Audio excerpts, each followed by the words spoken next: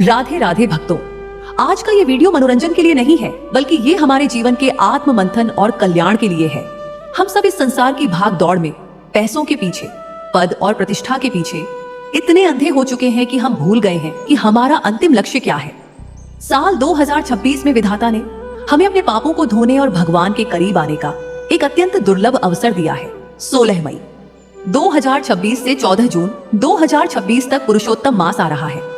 परम पूज्य श्रद्धेय प्रेमानंद जी महाराज कहते हैं कि यह 30 दिन कोई साधारण दिन नहीं है। यह आपकी सोई हुई आत्मा को जगाने और अनंत जन्मों के पापों का क्षय करने का समय है।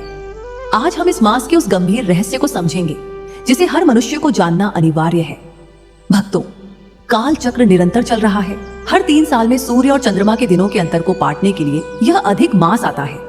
वैज्ञानिक रूप से यह समय का संतुलन है, लेकिन आध्यात्मिक रूप से यह साक्षात गोविंद की कृपा है। महाराज जी बताते हैं कि जब इस महीने को मलमास कहकर संसार ने ठुकरा दिया था, तब कोई भी इसका स्वामी नहीं बनना चाहता था। तब करुणा के सागर भगवान श्री कृष्ण ने इसे अपनाया और अपना सर्वश्रेष्ठ नाम दिया पुरुषोत्तम। जो समय संसार द्वारा त्यागा गया था, उसे भगवान ने अपना बना लिया। ठीक इसी तरह यदि संसार ने आपको ठुकरा दिया है, आप निराश हैं, हताश हैं, तो यह पुरुषोत्तम मास आपके लिए ही है। भगवान कहते हैं कि इस महीने में तुम मेरी शरण में आओ, मैं तुम्हें स्वीकार करूंगा। इस बात को बहुत ध्यान से सुनिएगा।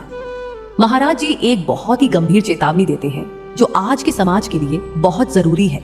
वे कहते हैं कि हमारा जन्म किसी अमीर घर में हुआ, किसी बड़े पदाधिकारी के घर हुआ या किसी गरीब के घर, यह सब हमारे पूर्व जन्मों के कर्मों का फल है। लेकिन यदि आपको कोई बड़ा पद मिला है, कोई शक्ति मिली है, तो उसका अहंकार कभी मत करना। महाराज जी कहते हैं कि यदि आपके पद या पावर के घमंड में आकर किसी असहाय, किसी गरीब या किसी बेबस व्यक्ति के दिल से आह या श्राप निकल गया, तो वह श्राप किसी भी मंत्र से ज्यादा तेज असर करेगा और आपके पूरे वंश और वैभव को नष्ट कर देगा। कानून भले ही आपको छोड़ दे, लेकिन ईश्वर का विधान कभी किसी को नहीं छोड़ता। इसलिए इस पुरुषोत्तम मास में अपने अहंकार को भगवान के चरणों में चढ़ा दीजिए और हर जीव में ईश्वर का रूप देखिए।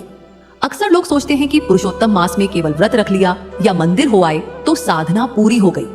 महाराज जी कहते हैं नहीं, असली साधना आचरण की शुद्धि है। पहली बात है वाणी का संयम।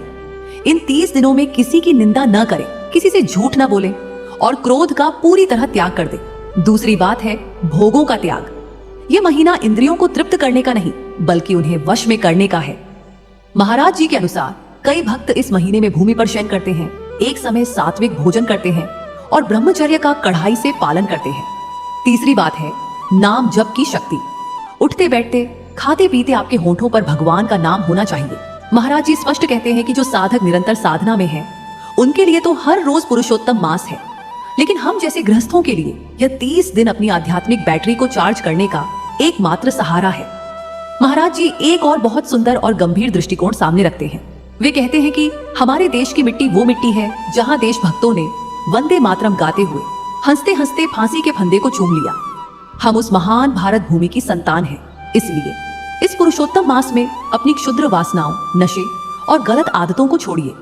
यदि आप किसी पद पर हैं, चाहे आप एक परिवार के मुखिया हो, किसी गांव के प्रधान हो या देश के अधिकारी, अपनी प्रजा को, अपने से छोटे लोगों को अपने बच्चों की तरह समझें। जैसे हम अपने बच्चे की गलती पर उसे सुधारने के लिए दंड देते हैं, वैसी ही भावना समाज के प्रति रखें, न कि अपने स्वार्थ और अभिमान को संतुष्ट करने के लिए। भक्तों, मनुष्य का यह जीवन बहुत दुर्लभ है। पशु पक्षी भी खाते हैं, सोते हैं और वंश बढ़ाते हैं। यदि हमने भी सिर्फ यही किया तो हमारे और उनमें क्या अंतर रह जाएगा। यह जीवन ईश्वर को प्राप्त करने के लिए मिला है। आगामी 16 मई 2026 से शुरू हो रहे इस पुरुषोत्तम मास को व्यर्थ मत जाने दीजिएगा। आज ही से संकल्प लें कि हम अपने भीतर के विकारों को दूर करेंगे, नाम जप करेंगे और महाराज जी के बताए मार्ग पर चलेंगे। याद रखिए, दूसरों को सुधारने की कोशिश करने से बेहतर है कि हम खुद को सुधारें।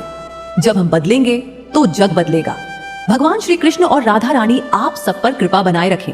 अगर आपको महाराज जी के इन विचारों में थोड़ी भी सच्चाई लगी हो, तो इस वीडियो को और लोगों तक पहुंचाएं, ताकि किसी भटके हुए जीवन को सही राह मिल सके। राधे राधे।